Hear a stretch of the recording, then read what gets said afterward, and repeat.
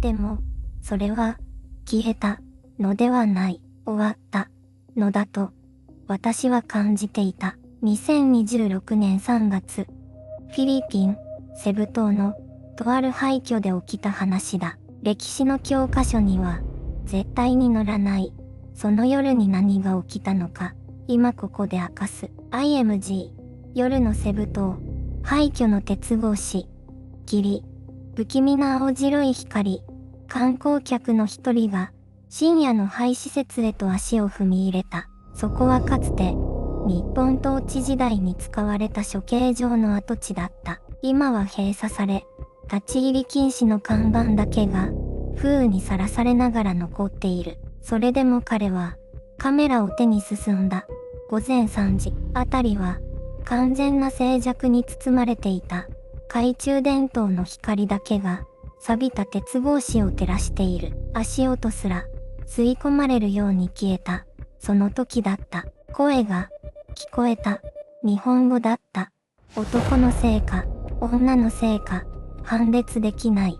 ただ、同じ言葉が、繰り返されていた。鉄格子の向こう、誰もいないはずの空間から、彼はとっさにスマートフォンを向け、録音を始めた。画面には、誰の姿も映っていない。それでも声は続く。止まらない。むしろ、近づいてくる。彼は走った。廃墟を抜け、ホテルへ戻った。息を整え、録音データを再生した。声は、そこにあった。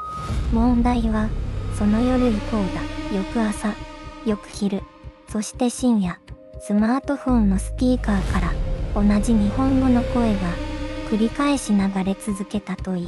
データを削除しても、端末を再起動しても、消えなかった。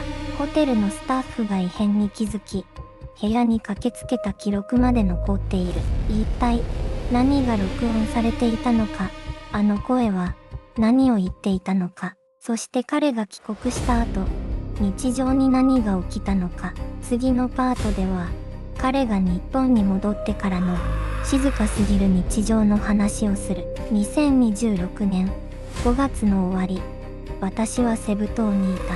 フィリピン第2の都市、セブ。青い海と白い砂浜。観光ガイドには、そんな言葉が並ぶ。私もそのつもりだった。ただの、リゾート旅行のはずだった。旅の3日目の朝、ホテルの朝食を済ませ、市内の古い地区を歩いていた。石畳の路地に、古びた建物が並んでいた。スペイン統治時代の面影が、至るところに残っている。カメラを片手に歩いていると、地元の老人に声をかけられた。あそこには行くな。老人は、路地の奥を指さした。視線の先に、錆びた鉄の門が見えた。草木に覆われ、今にも崩れそうな建物。何ですか？あれは、老人は少し間を置いた。それから、静かに言った。日本軍が使っていた場所だ。今は誰も近づかない。その一言が、頭の奥に刺さった。日本軍、処刑場、廃墟。私はドキュメンタリーの撮影を趣味にしていた。歴史的な場所を記録する。それが、私の旅のもう一つの目的だった。気がつけば、門の前に立っていた。昼間だというのに、門の向こうは薄暗かった。木々が光を遮り、時間が止まったような空気が漂っていた。その夜、私は再びそこへ向かった。懐中電灯とスマートフォン、それだけを持って、廃棄された旧日本軍の処刑場に、一人で足を踏み入れた。鉄格子の檻が、いくつも並んでいた。床には朽ちた木材、壁には、シミのようなものが残っていた。何のシミかは、考えないようにした。午前3時を過ぎた頃、スマートフォンの録音を起動したまま、私は奥へと進んだ。その時だった。音が、した。人の声、日本語の声が、誰もいないはずの鉄格子の奥から、聞こえてきた。録音ランプが、点滅していた。確かに、何かを拾っていた。その声は、繰り返されていた。同じ言葉を、何度も。翌朝、ホテルへ戻った私は、スマートフォンのデータを確認した。消えているはずだった。削除した記憶があった。消えていなかった。そして次の日の昼も、深夜も、あの日本語の声は、スピーカーから流れ続けた。静かすぎる日常が、そこから始まった。最初の異変は、音だった。ホテルの部屋に戻り、シャワーを浴びていた時、壁の向こうから、低い音が、聞こえた気がした。気のせいだ、と思った。古い建物だ。配管の音かもしれない。エアコンの振動かもしれない。そう、自分に言い聞かせた。ところが、シャワーを止めると、音も止まった。不自然な、止まり方だった。翌朝、目を覚ますと、部屋に、かすかな匂いがした。土の匂いだった。濡れた、古い土の匂い。窓は閉めていた。空調も、切っていた。それでも、匂いは消えなかった。鼻の奥に、張り付くように、残り続けた。昼過ぎに、スマートフォンを手に取った。録音ファイルを、開こうとした。昨夜、背景上で記録したデータだ。削除したつもりだった。確かに、削除した。消えていなかった。ファイルは、そこにあった。ただ静かに、存在していた。再生ボタンを、押した。最初の数秒は、雑音だけだった。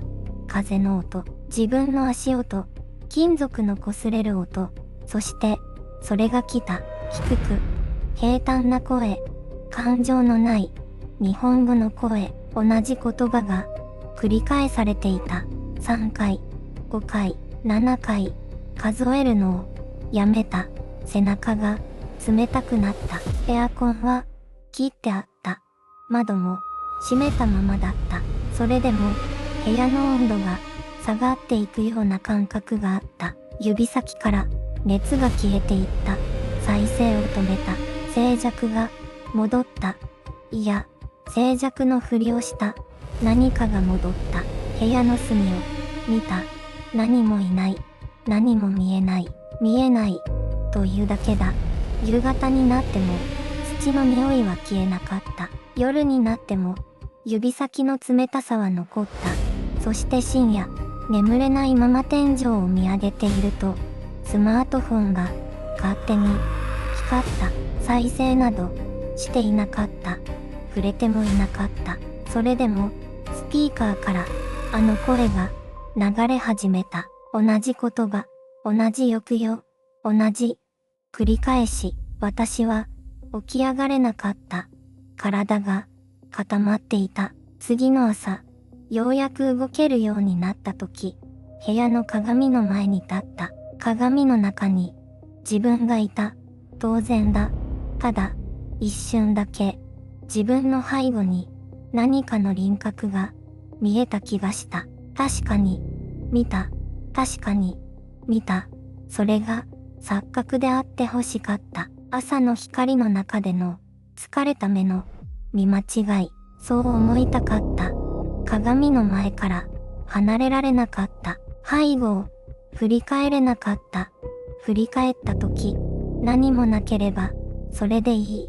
ただ、もし、何かが、いたとしたら、深呼吸を、した。一度、もう一度、振り返った。部屋には、誰もいなかった。当然だ。ベッドがあった。窓があった。昨夜、投げ捨てたジャケットが、床に落ちていた。何も、なかった。安堵しようとした。できなかった。鏡に映った。あの輪郭。あれは、何だったのか。人の形を、していた。背丈があった。肩があった。ただ、顔が、なかった。顔の部分だけが、霧のように、滲んでいた。私は、スマートフォンを、手に取った。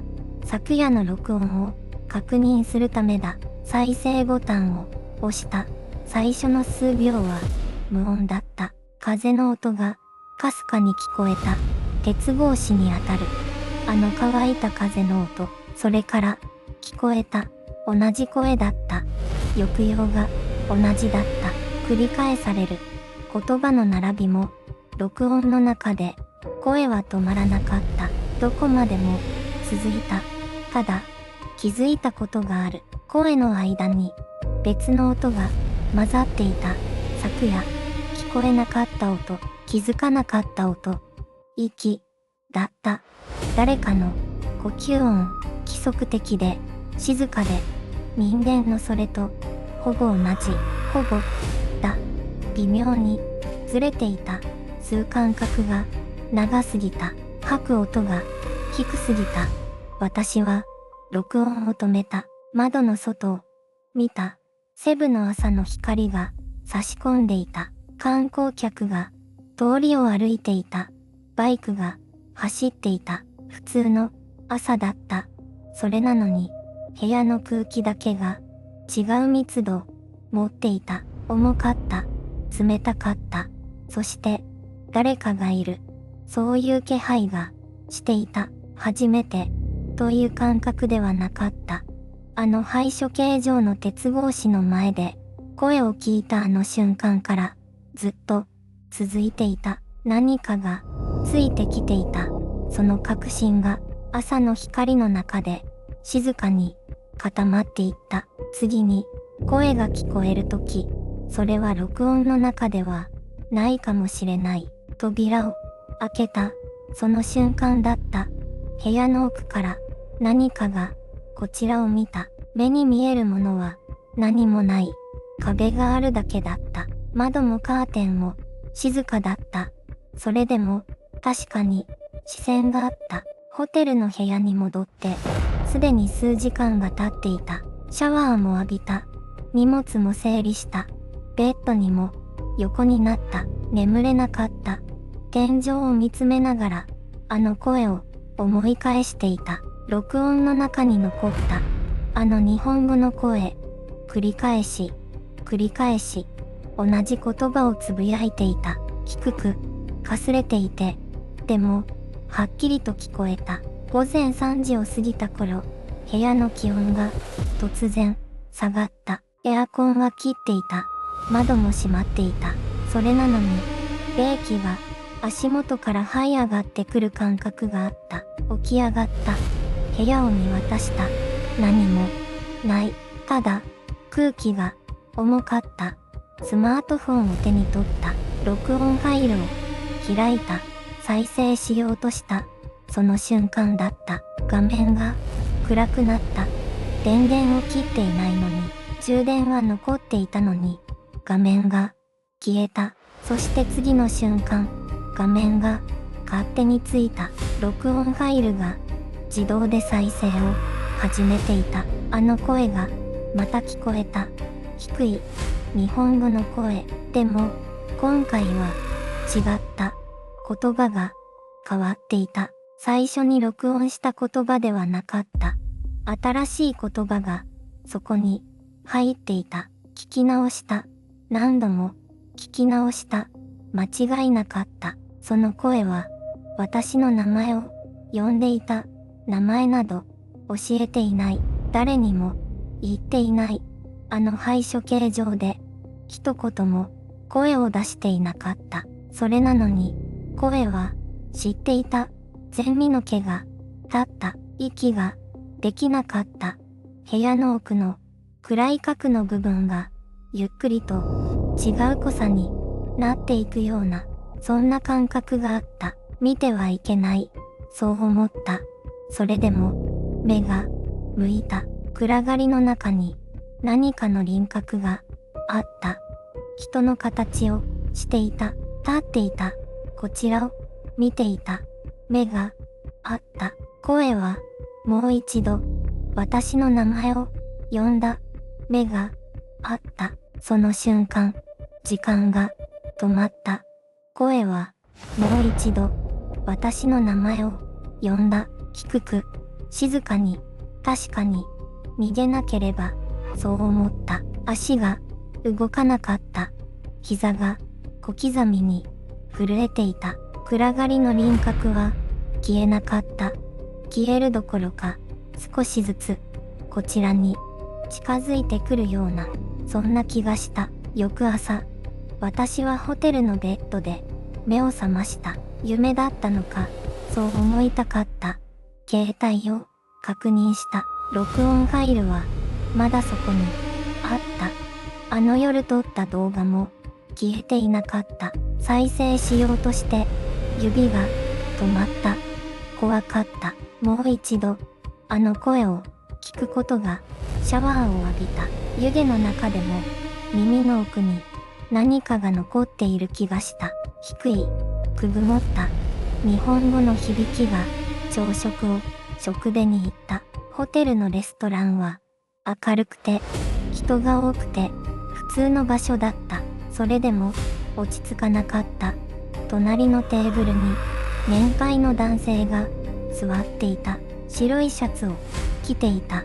こちらを見ていなかった。ただその背中の形が昨夜の暗がりに見えた。輪郭に似ていた。食事を途中でやめた。部屋に戻った。ドアを閉めた瞬間、また聞こえた。はっきりと。今度は携帯からではなかった。部屋のどこかから聞こえた。窓の方を見た。何もなかった。クローゼットの方を見た。扉は閉まっていた。静かだった。静かすぎた。その夜、私は電気を消せなかった。全部の電灯をつけたまま、布団をかぶってじっとしていた。眠れなかった。眠ろうとするたびに、目の奥にあの輪郭が浮かんだ。声が蘇った。私は気づいた。あの配偶者から何かがついてきた。一人ではなかった。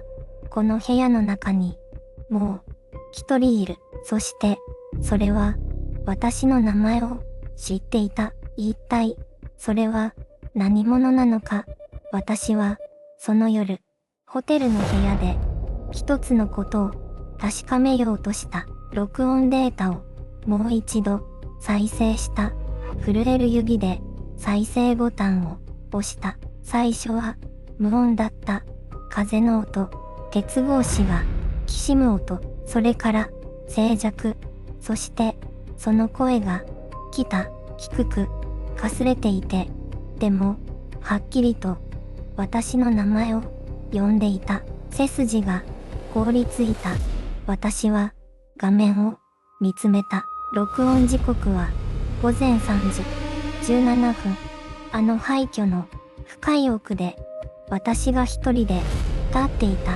あの瞬間だった。あの時、私の周りには誰もいなかった。ガイドも離れていた。完全に一人だった。それでもその声はそこにあった。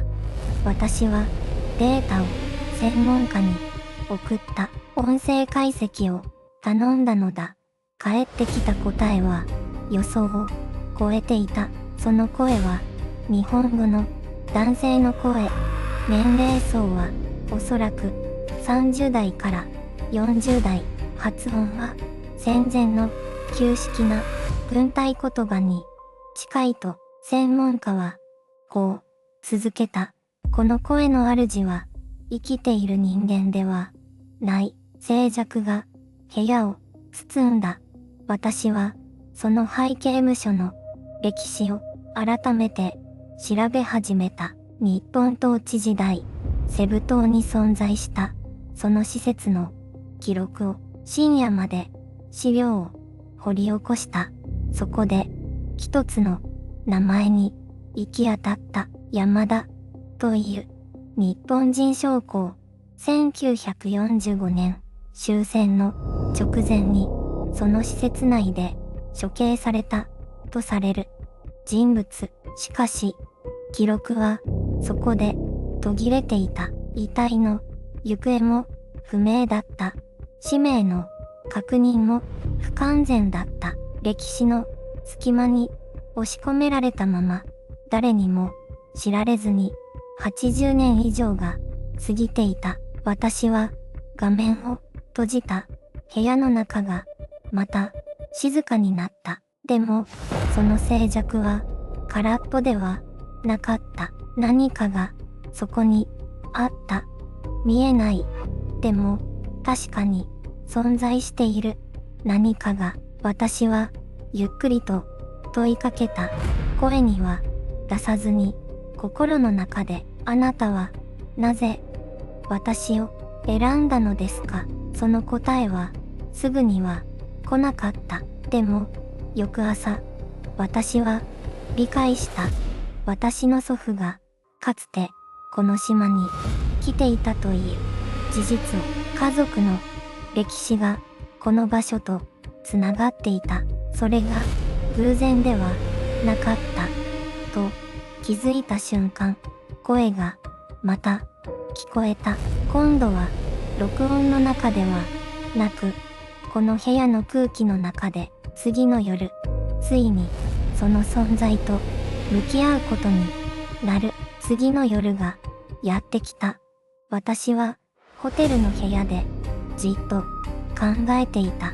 祖父がかつてこの島に来ていた、その事実が頭の中でぐるぐると回り続けていた。偶然ではない。この場所が私を呼んでいた。そう確信した瞬間、私は立ち上がった。もう一度、あの廃棄された処刑場へ行かなければならない。夜の11時を過ぎた頃、私は再び、あの鉄格子の前に立っていた。懐中電灯の光が錆びついた鉄を照らし出した。冷たい空気が肌に刺さった。風は止まっていた。虫の声もどこかへ消えていた。異様な静寂だった。私は録音を始めた。最初の数分間は何も起きなかった。ただ自分の呼吸だけがマイクに拾われていた。十分が経った頃だった。音がした。低くかすれた。その声は明らかに日本語だった。まだいるのか。全身の血が一瞬で凍りついた。振り返っても誰もいない。光を向けても空間は空白だった。けれど声は確かに存在した。私は震える声で問いかけた。あなたは誰ですか。沈黙が続いた。3秒、5秒、10秒、そして鉄格子の奥からかすかにまた声が来た。帰れ。その一言だけが空気を震わせた。怒りではなかった。混乱に近い疲れ果てた声だった。まるで長い年月をここで過ごしてきた魂がようやく誰かに届いたように、私は気づいた。この声の主は恐怖を与えたいのではない。ただ解放されたかった。忘れられたくなかった。誰かに見届けて欲しかった。私の祖父がこの地で見たものを私が今受け取っている。そう思った時、涙がこぼれた。聞こえています。私は静かにそう言った。鉄格子がかすかに揺れた。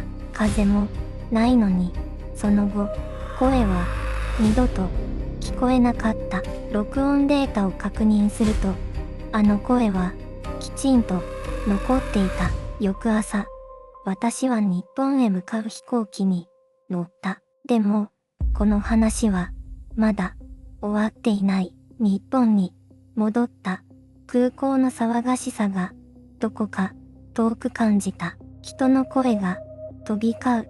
荷物が流れていく。日常がそこにあった。なのに私の中では何かが変わっていた。あの夜以来、声は聞こえていない。ホテルの部屋でも飛行機の中でも自宅に戻ってからも静寂が続いている。でもそれは消えたのではない。終わったのだと私は感じていた。録音データは今もスマートフォンの中に残っている。何度か再生しようとした指が止まった。何度も止まった。あの声は誰かに伝えるために残されたのか、それとも、ただ、私に届けられたのか、答えは出ない。父がフィリピンで何を見たのか、生前、父は多くを語らなかった戦争の話を求めると、静かに目をそらした。今ならわかる気がする。語れないのではなく、語る言葉が存在しなかったのだと、あの鉄格子の向こうに言葉を失った人たちがいた。名前も残らず、記録にも残らず、ただ、あの場所に置き去りにされた声があった。私はその声を受け取った。それだけは確かだった。帰国して3日後、父の仏壇の前に座った。線香の煙がゆっくりと天井へ向かっていく。私は録音データをそっと再生した。あの声が静かな部屋に流れた。父の写真がそこにあった。何も言わなかった。ただ見ていた。私も何も言わなかった。その沈黙の中に全てがあった。今、私が変わったのは大きなことではない。ただ、知らない誰かの声を聞こえないふりをしなくなった。歴史の隙間に落ちていった声に少しだけ耳を傾けるようになった。それだけかもしれない。でも、それがあの夜が私に残したものだった。この話にはまだ続きがある。録音データがある人物の手に渡った時、新たな事実が浮かび上がった。エピローグで最後にお伝えする。録音データはその後、ある研究者のもとへと届けられた。フィリピン近代史を専門とする日本人の女性研究者だった。彼女はその音声を聞いた瞬間、手を止めた。長い沈黙の後、彼女はこう言った。この声は処刑を待っていた人間の声ではないかもしれない。解析の結果、声の抑揚と語彙のパターンから一つの可能性が浮かび上がった。それは命令を下した側の言葉だった。加害の族が残した声が廃墟に今も漂っているとしたら、それは罰なのか、それとも記憶なのか。研究者は最後にこう話した。歴史は教科書の中だけにあるわけではない。石の壁にも錆びた鉄格子にも夜の空気にも染み込んでいる。あの夜の録音は今も完全には解明されていない。声の主は特定されなかった。ただ一つだけ確かなことがある。誰かがあの場所で言葉を残した。消えることを拒むように、忘れられることを恐れるように、旅行者の男性は今もセブでの夜を思い出すという。眠れない夜にふとあの鉄格子の音が頭の中で響く。幻聴ではないと彼は言う。記憶だと。あの夜が終わっていないのではなく、終わらせてはいけない夜があるのかもしれない。この動画を見たあなたにも今夜もしかしたら聞こえるかもしれない。静かな部屋で耳を澄ませた時、遠くどこかから知らない誰かの声が